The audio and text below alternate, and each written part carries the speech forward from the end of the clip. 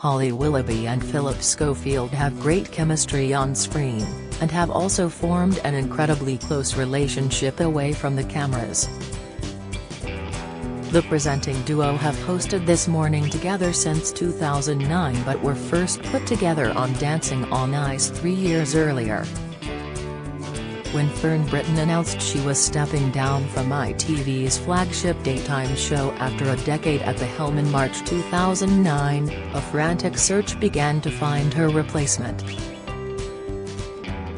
Phillip claimed she was at the top of everybody's list to pick up where Fern leaves off and the #1 choice, but it later transpired he was a lone voice in suggesting that Holly should get the presenting gig. Holly later revowed she heard cruel comments after being linked to the job and the only reason she got the role was because of Phillip's determination. She believed she was being written off by critics claiming she would be unable to interview a prime minister. Speaking on Elizabeth Day's podcast How to Fail in November last year, Holly explained, "If it wasn't for Phil, I wouldn't be on This Morning now because everyone around him at the time when he suggested my name, were like, what? No. She might be alright in the fashion bit but there's no way she could interview the Prime Minister." During a special episode of Lorraine, which was dedicated to celebrating Phillip's 40 years in the TV industry, Holly thanked her This Morning co-host for helping her secure the job. On how he stepped in to push for her to get the role, Holly said, "I thank you every day because I know really you were on your own with that school of thought. It was down to you kind of standing by that I got that job without a doubt. Without you there is no way I would be doing This Morning today." The pair had an interesting first day as Holly's nerves were shot to bits just seconds before going on air. Nervous Holly looked like a rabbit in the headlights as the cameras went live while she tightly gripped hold of Phillip Schofield's arm. The veteran This Morning host then pretended to storm off the set, jokingly threatening to leave Holly to present her first show on her own. Phil explained, "Just as the title started I said, nah, I'm not doing it. Come back, I'm holding on very tightly," shrieked Holly as she vigorously yanked Phillip back alongside her, a sign of the banterous relationship the pair would form. Holly said she was initially scared about working with such a big name but quickly realized they were cut from the same cloth. "I love that man. I'd obviously watched him on the tally lots, he was in the broom cupboard, he was my children's TV presenter that I used to watch," she once told the Jonathan Ross show. "I was a bit scared when I first met him but that changed very quickly when I realized he was basically me in the male form." Off-screen, their friendship flourished with the couple and their families holidaying to Portugal together almost every year. Their partners Stephanie and Dan Baldwin became friends too while Phil's daughters Ruby and Molly doted on Holly's younger kids, Harry, Belle, and Chester. As an exhausted, working mum Holly found comfort in colleague Phil who had been through it with his own little ones. "We spend quite a lot of time together and quite often he'd come in the morning and I wouldn't have slept properly because of the kids or something and has my first port of call to talk to, really," she previously told the Radio Times. And for Phil, Holly quickly became his confidant, with the pair developing a level of trust that's rare in the entertainment business. "Holly is incredibly sympathetic," Phil said in the same sit-down chat, revealing that she's the holder of his most protected secrets. He continued, "She's the best person to tell secrets to. She's got a brilliant ability to see sense through mess. She's also more diplomatic than I am. If we disagree on something, which is rare, we very quickly see the other person's point of view. And we don't have egos between the pair of us, Therese, none of that nonsense.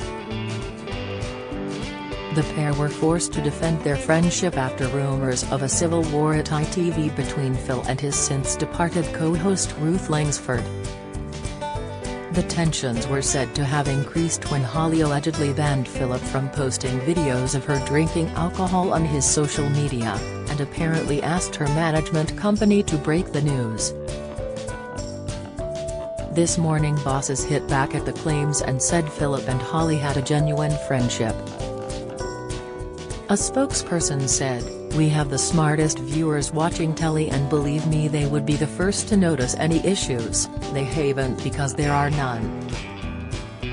ITV also refuted any unrest, saying in a full statement, "It's deeply disappointing and unfair for Phillip to be the target of this sort of malicious gossip. Phillip is a much-respected broadcaster and colleague, and this is absolutely not a description of this morning that we recognize.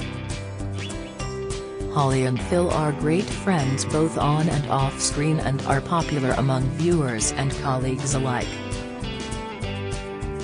Holly claimed there was no way they could fake their close bond while working with each other 4 times a week. "We ring each other and talk to each other all the time anyway, about this and other things," Holly told Closer magazine. She continued, "We know what we're like. It would be impossible for us to fake the giggles. I'm on the tally for 2.5 hours, let me tell you, I'm not that good an actress. If I was, I'd be doing something else." When Phil came out as gay on This Morning in February 2020, it was his co-host and best friend who held his hand as poured his heart out to the nation. Wrapping a comforting arm around the man who convinced show bosses to hire her back in 2009, Holly held Phil tight as he sobbed in moving scenes. Having been married to wife Steph for 27 years, Phil's turmoil was caused by his desperate desire not to hurt either her or their 2 daughters Molly and Ruby. It was Steph who he confided in from the beginning, but not even his closest friends aware of what was going on behind the scenes.